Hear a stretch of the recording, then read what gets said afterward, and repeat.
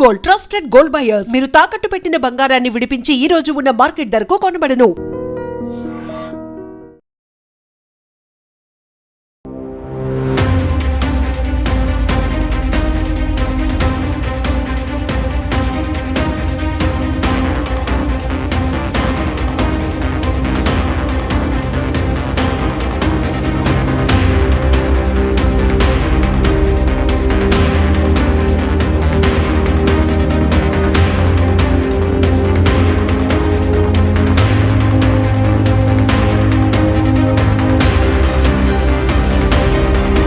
Welcome to I dream. దండకార్యం దాదాపు ఖాళీ అయిపోయింది. అజ్ఞాతంలో దాదాపు 130 మంది మావోయిస్టులు ఈరోజు తెలంగాణ ముఖ్యమంత్రి రేవంత్ రెడ్డి గారు సరెండర్ అయిపోయారు. 130 మంది వచ్చినతో పాటు 124 ఆధునిక ఆయుధాలు తీసుకొచ్చి లొంగిపోయారని చెప్తున్నారు.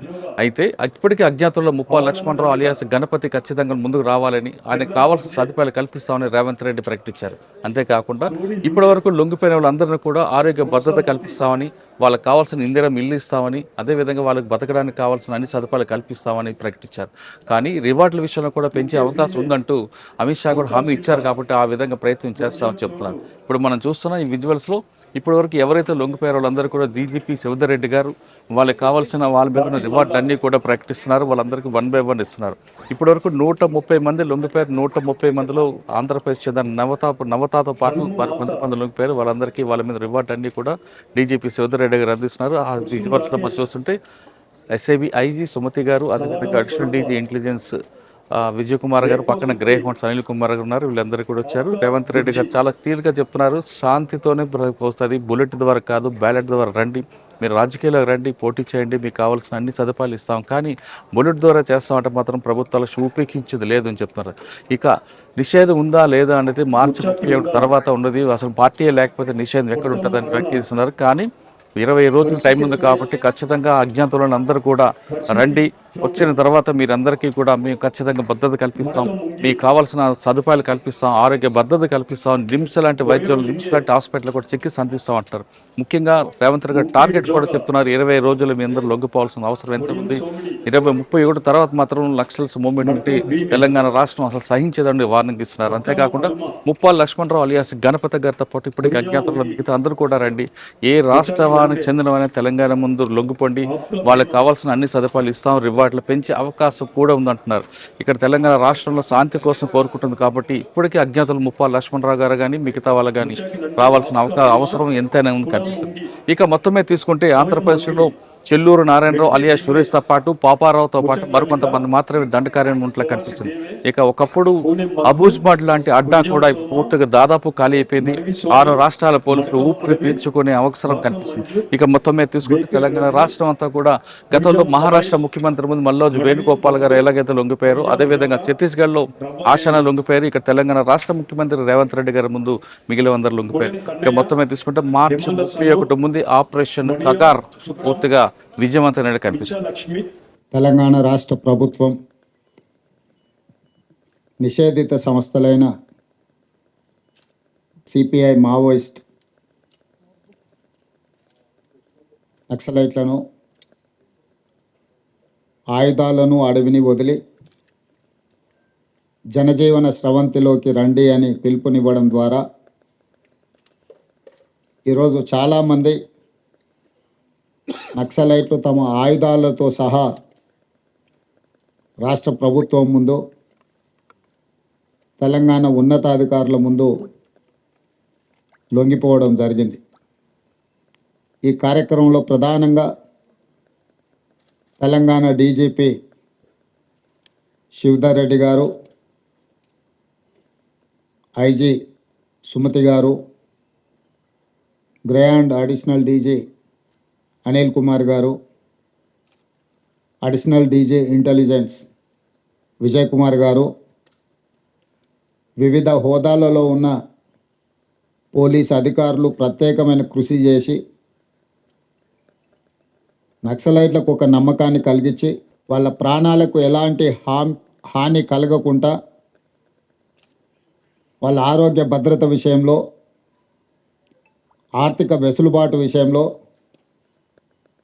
జనజీవన స్రవంతిలో కలిసిన తర్వాత వాళ్ళకు జీవించడానికి అవసరమైన వసతులను ఏర్పాటు చేయడంలో ప్రభుత్వం సంపూర్ణంగా సహకరిస్తుంది. ప్రభుత్వం వాళ్ళను ప్రత్యేకంగా గుర్తిస్తుంది అని ఒక నమ్మకం కలిగించి ఈనాడు ఈ 130 మంది నక్సలైట్ల సరెండర్ కార్యక్రమంలో ఈ అధికారులు ప్రత్యేకమైన కృషి చేసిండ్రు. ముఖ్యంగా శివధర్ రెడ్డి గారిని, ఐజీ సుమతి గారిని తెలంగాణ రాష్ట్ర ప్రభుత్వం తరఫున నేను అభినందిస్తున్నా. దేశంలో ఉన్న ప్రజల మధ్య, జాతుల మధ్యనే కాదు, ఇరు దేశాల మధ్యలో యుద్ధ వాతావరణం కమ్ముకున్నప్పుడు కూడా ఆ దేశాల మధ్య చర్చలు జరిగి శాంతియుతంగా సమస్యల్ని పరిష్కరించుకుంటున్న పరిస్థితులు ఈరోజు ప్రపంచ దేశాలలో మనం చూస్తున్నాం. అణ్వాయుధ సంపత్తి ఉన్న దేశాలు కూడా ఈరోజు చర్చలకు, శాంతికే ప్రాధాన్యత ఇస్తున్న క్రమంలో తెలంగాణ రాష్ట్ర ప్రభుత్వం తరఫున మిగిలిపోయిన సెంట్రల్ కమిటీ మెంబర్స్ కానీ, స్టేట్ కమిటీ మెంబర్స్ కానీ, ఇంకా అజ్ఞాతంలో జీవితం గడుపుతున్న నక్సలైట్లకు తెలంగాణ రాష్ట్ర ముఖ్యమంత్రిగా నా పిలుపు, మీరందరూ కూడా జనజీవన స్రవంతిలోకి రాండి. ప్రజలతో మమేకమై ప్రజా సమస్యల్ని ప్రభుత్వం దృష్టికి తీసుకురండి. ఈ ప్రభుత్వం ఉన్నదే ప్రజా సమస్యల్ని పరిష్కరించడానికి, వివిధ సంఘాలు, సంస్థలతో చర్చించడానికి, సంఘాలకు, సంస్థలకు గుర్తింపునివ్వడమే కాకుండా వాళ్ళు చూపించిన సమస్యల్ని, వాళ్ళు లేవనెత్తిన అంశాలని సానుకూలంగా పరిష్కరించడానికి తెలంగాణ రాష్ట్ర ప్రభుత్వం సిద్ధంగా ఉన్నది. అందుకే మొన్న సరెండర్ అయిన దేవ్జీ కావచ్చు, దామోదర్ కావచ్చు, చంద్రన్న కావచ్చు, సుజాతక్క కావచ్చు, రాజిరెడ్డి కావచ్చు, మిగతా వాళ్ళందరూ కూడా సెంట్రల్ కమిటీ మెంబర్స్తో కొద్ది రోజుల క్రితం నేను సుదీర్ఘంగా చర్చలు జరిపిన. వాళ్ళ ఆలోచనను, వాళ్ళ ఆవేదనను రాష్ట్ర ప్రభుత్వం అర్థం చేసుకున్నది.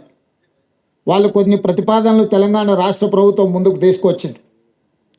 ఈరోజు మేము మిగతా సెంట్రల్ కమిటీ మెంబర్స్తో కానీ, గణపతితో సహా ఈరోజు ఇంకా అజ్ఞాతవాసంలో జీవిస్తున్న కీలకమైన నక్సలైట్లకు మేము సమాచారాన్ని చేరవేస్తాము.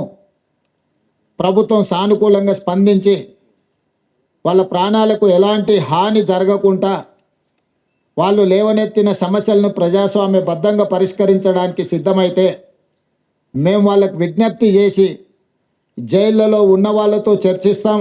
అరెస్ట్ అయి అడవిలో అజ్ఞాతవాసంలో ఉన్న వాళ్ళతో కూడా మేము చర్చలు జరిపి ఈ దేశంలో నక్సలైట్ల యొక్క సమస్యల్ని, నక్సలైట్లు ప్రజల కోసం కొట్లాడుతున్న సమస్యల్ని పరిష్కరిస్తామని విశ్వాసం కల్పిస్తే పూర్తి స్థాయిలో సిపిఐ ఎమ్మెల్యేని మేము రద్దు చేసి ప్రజా జీవితంలోకి వస్తాము అని చెప్పి వారు నా ముందు ప్రతిపాదించడం జరిగింది. నేను వారికి సూచన చేసిన, రాష్ట్ర స్థాయిలో మేము చేయగలిగిన అంశాలను మేము పరిష్కరించగలము. ఇందులో కేంద్ర ప్రభుత్వం పాత్ర కూడా ఉన్నది. నక్సలిజం అనేది ఒక తెలంగాణ రాష్ట్రానికే పరిమితం కాలేదు. పక్కనున్న ఆంధ్రప్రదేశ్ కావచ్చు, ఒడిస్సా కావచ్చు, ఛత్తీస్గఢ్ కావచ్చు, జార్ఖండ్ కావచ్చు, మహారాష్ట్రలో కొంత భాగం, కర్ణాటకలో ఇంకొంత భాగం, వివిధ రాష్ట్రాలలో నక్సలిజం వ్యాపించి ఉన్నది. ఇది జాతీయ సమస్య. కేంద్ర ప్రభుత్వంతో మేము మాట్లాడితే కానీ నేను పూర్తిగా మీకు హామీ ఇవ్వలేను అని చెప్పి సెంట్రల్ కమిటీ మెంబర్స్కు, దేవ్జీ గారికి, వారి మిత్ర బృందానికి నేను చెప్పడం జరిగింది.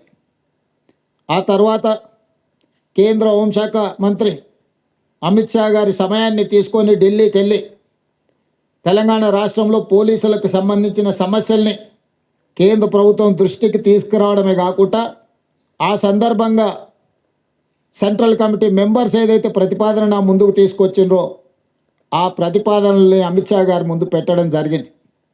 వారితో చర్చల సారాంశం, ఆయుధాలు ప్రభుత్వ యంత్రాంగము, ప్రభుత్వం నిర్దేశించిన అధికారుల చేతుల్లోనే ఆయుధాలు ఉండాలి శాంతి భద్రతలను కాపాడడానికి. కానీ ప్రజలు ఎవరు కూడా ఆయుధాలు పట్టుకొని తిరగడానికి వీలు లేదు. ఆయుధాలతో సహా ఎవరు లొంగిపోయినా తెలంగాణ రాష్ట్ర ప్రభుత్వం వాళ్ళకు పునరావాసం కల్పించడానికి కేంద్ర ప్రభుత్వానికి ఎలాంటి అభ్యంతరం లేదు. ఎవరు సరెండర్ అయినా వాళ్ళ ప్రాణాలకు, వాళ్ళ మెరుగైన జీవన విధానానికి మీరు హామీ ఇవ్వండి అని చెప్పి అమిత్ షా గారు నాకు సూచన చేయడం జరిగింది. అమిత్ షా గారితో మాట్లాడిన తర్వాత నక్సలైట్ నాయకులతో వివిధ హోదాలలో ఉన్న వాళ్ళతో మాట్లాడితే ఈరోజు 130 మంది నక్సలైట్లు ఛత్తీస్గఢ్కు సంబంధించిన వాళ్ళు కావచ్చు, తెలంగాణ కావచ్చు, ఆంధ్రప్రదేశ్కు సంబంధించిన వాళ్ళు ఈరోజు వాళ్ళ చేతుల్లో ఉన్న ఆయుధాలతోటి ఈరోజు వాళ్ళు సరెండర్ అవ్వడం, అందులో 124 అత్యంత ఆధునికమైన ఆయుధాలతో ముఖ్యంగా 31 AK-47లు, SLRలు, ఇతర అధునాతనమైన ఆయుధాలు, విదేశాలలో తయారైన అధునాతనమైన ఆయుధాలు, 7,000 బుల్లెట్లు, బుల్లెట్ ద్వారానే ప్రజా సమస్యల్ని పరిష్కరిస్తామన్న వాళ్ళు ఈరోజు బ్యాలెట్ ద్వారా ప్రజా సమస్యల్ని పరిష్కరించడానికి ముందుకు వచ్చి ఈరోజు ఇక్కడ ఈ వేదిక ముందున్న 130 మంది నక్సలైట్లు ప్రభుత్వం యొక్క పిలుపు మేరకు ఈరోజు సరెండర్ అవ్వడం జరిగింది. పాత్రికేయ మిత్రులు, ఉన్నతాధికారుల సమక్షంలో వాళ్ళు సరెండర్ చేసిన ఆయుధాలను మీరు చూసిండ్రు. AK-47 SLR, 303 rifles, 9mm pistols, ఇతర ఆయుధాలు, 7,000 బుల్లెట్లు ఈరోజు సరెండర్ అయ్యే సందర్భంగా వీళ్ళు ప్రభుత్వానికి అప్పచెప్పడం జరిగింది. నాకు తెలిసినంతవరకు దేశంలో ఇంత పెద్ద ఎత్తున ఆయుధాలతో నక్సలైట్లు సరెండర్ అయిన సంఘటన ఇదే అతిపెద్దదని నేను భావిస్తున్నా.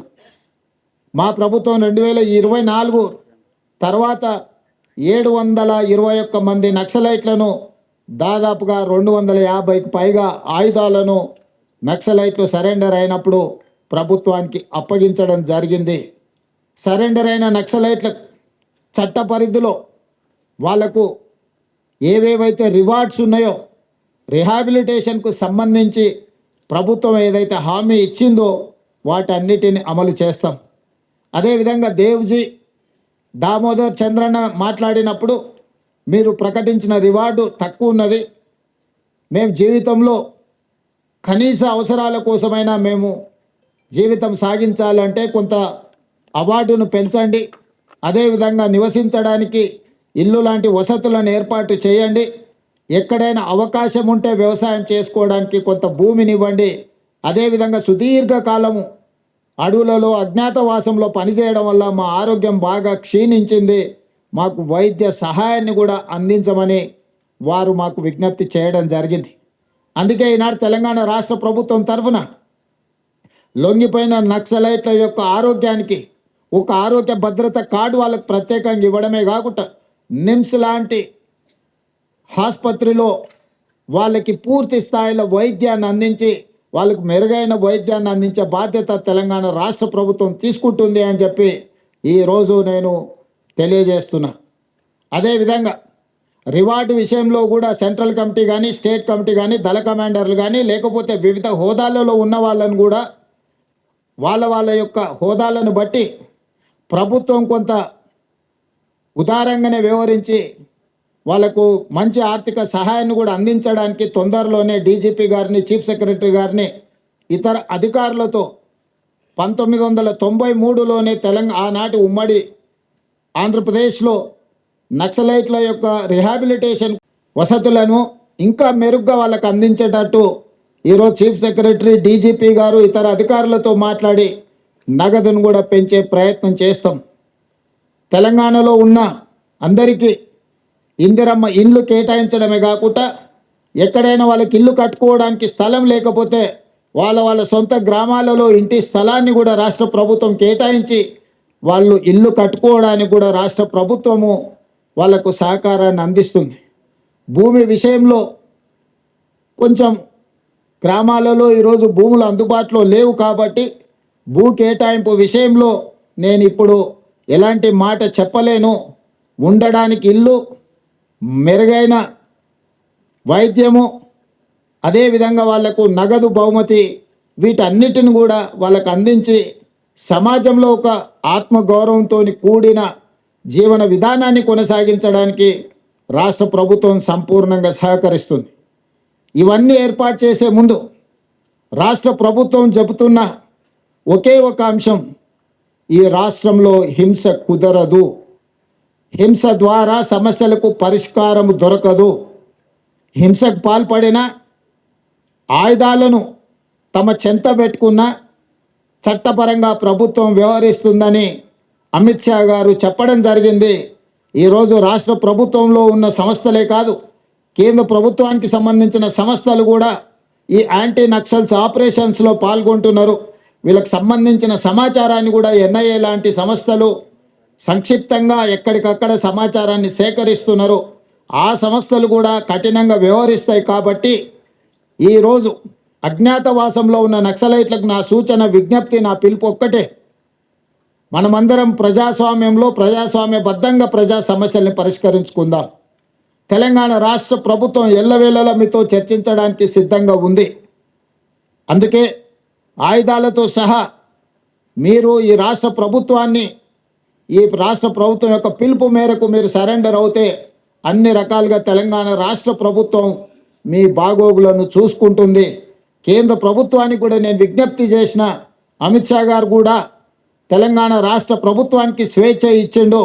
ఆరోగ్యం విషయంలో, ఆర్థిక వెసులుబాటు విషయంలో, నివసించడానికి ఇంటి స్థలము, ఇల్లు నిర్మాణానికి ఆర్థిక పరమైన సహాయంలో కూడా మమ్మల్ని స్వేచ్ఛగా ముందుకు వెళ్ళమని అమిత్ షా గారు చెప్పిండ్రు మొన్న జరిగిన చర్చల సందర్భంగా. అందుకే కేంద్ర ప్రభుత్వం సూచన మేరకు తెలంగాణ రాష్ట్ర ప్రభుత్వం విజ్ఞప్తి చేస్తుంది. ముప్పాలపు లక్ష్మణరావు గారు అలియాస్ గణపతి గారితో సహా, ఎందుకంటే కొండపల్లి సీతారామయ్య గారి తర్వాత నక్సలిజంలో అంత ప్రజల యొక్క గుర్తింపు ఉన్న వ్యక్తి గణపతి గారు. 75 సంవత్సరాల పైగా వారి వయసు ఉండొచ్చు.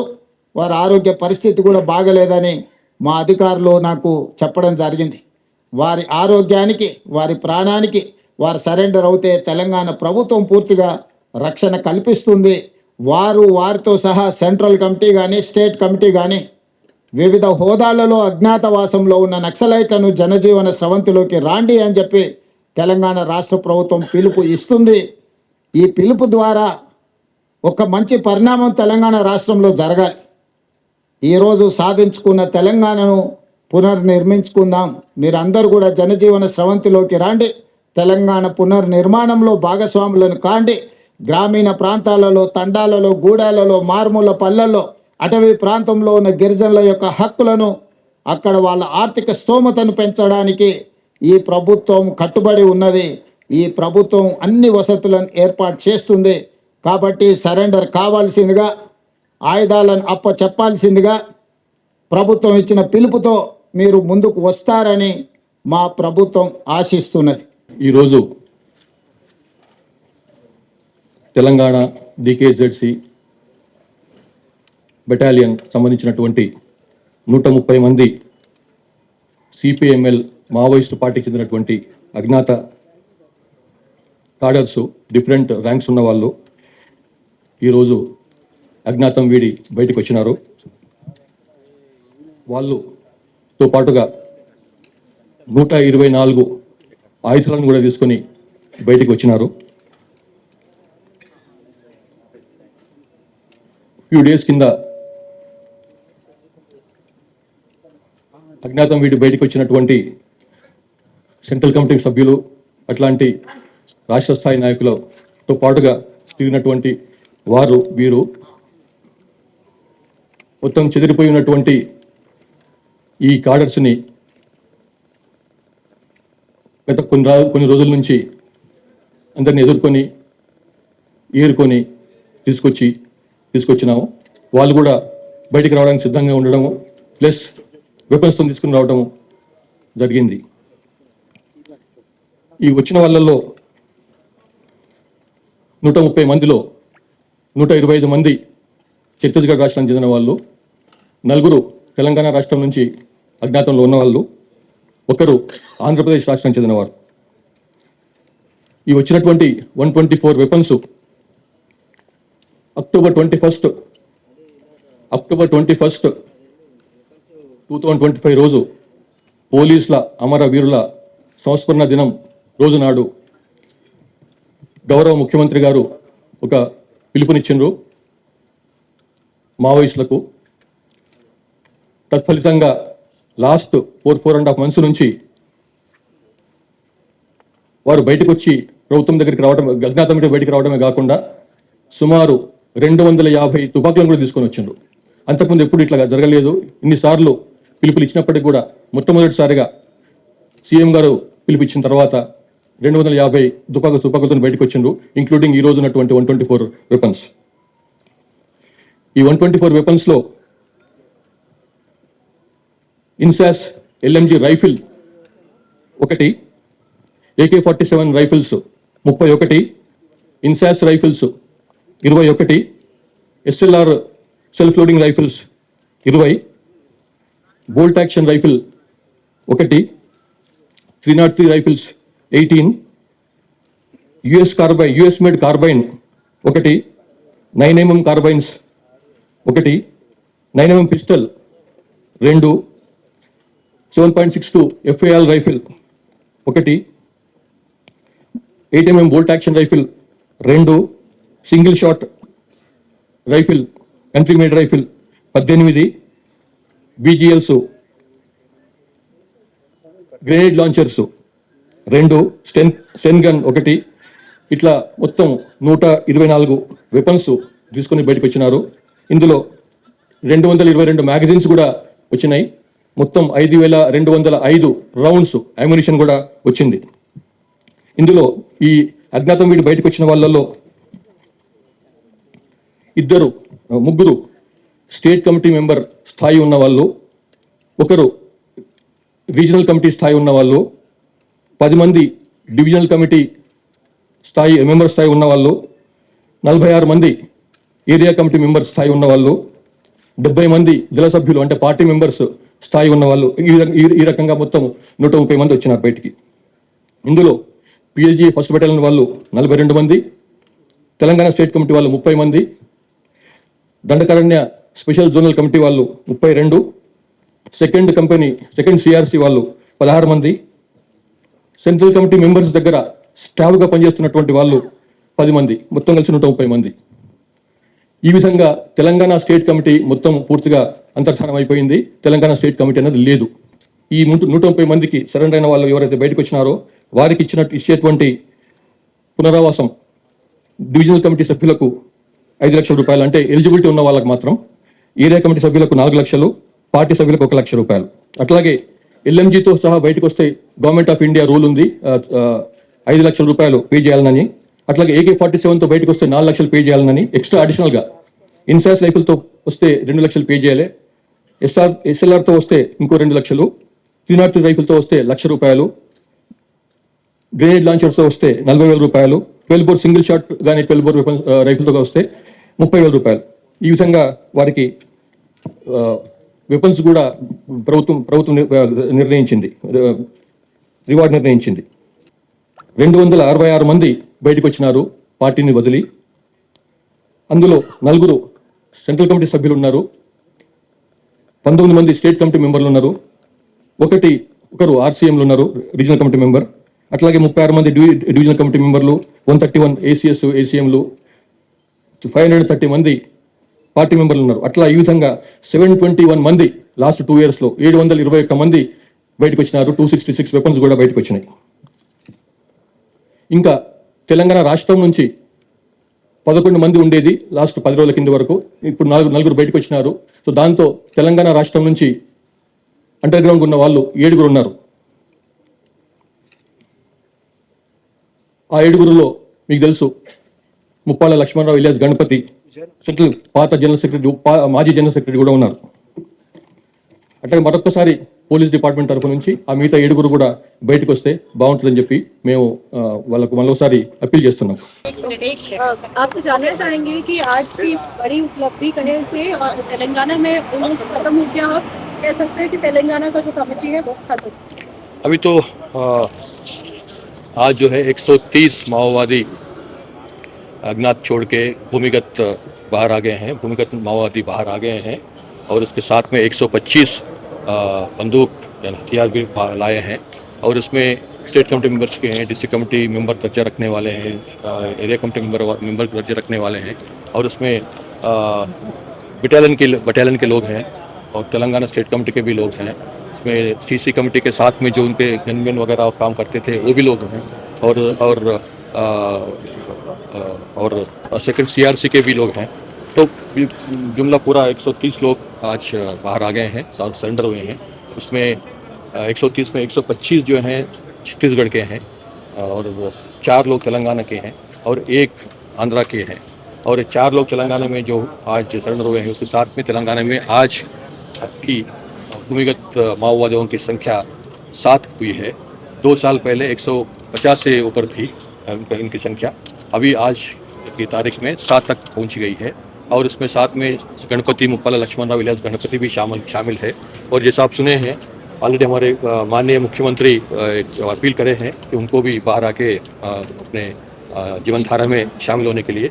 और हम हमारे पुलिस डिपार्टमेंट की तरफ से भी हमारी एक विनती है, रिटरेशन है, जो अपील उससे पहले करे थे कि आप जल्द से जल्द बाहर आ जाए और अपने जीवन धारा में शामिल हो जाए। हथियार भी इस बार बड़ी मात्रा में जो है वो दिख रहे हैं, और कितनी बड़ी सफलता इसे कहे, खासकर आप खुद भी अमित शाह जी के साथ बैठक में थे। जो हथियार जो हम बाहर लाए हैं उसमें 124 हथियार हैं। उसमें 31 जो हैं AK-47 राइफल्स हैं और 21 इंसास राइफल्स हैं, 20 SLR राइफल्स है और बाकी राइफल्स भी 303 9mm carbene, INSAS LMG rifle, तो सब अभी पूरा मिला के 124 वेपन्स के साथ बाहर आए हैं। ये बहुत बड़ी उपलब्धि है। मैं नहीं समझता कि इतने बड़े संख्या में पर्टिकुलरली AK-47 जो है 31 AK-47 एक मौके पर ला के सरेंडर होना मैं समझता हूँ पहली बात है। और अपना SI भी, अपना स्पेशल इंटेलिजेंस ब्रांच जो तेलंगाना के हैं, उसके IG सुमति और ADG इंटेलिजेंस विजय कुमार, उनके बहुत उसमें बहुत काम कर रहे हैं उस लोगों को बाहर लाने में। और उसमें इसके लिए बहुत हफ्तों से काम कर रहे हैं। अच्छा हुआ कि लोग बाहर आ गए हैं और बाकी लोगों को भी हम लोग बाहर आने के लिए हम लोग अपील करते हैं।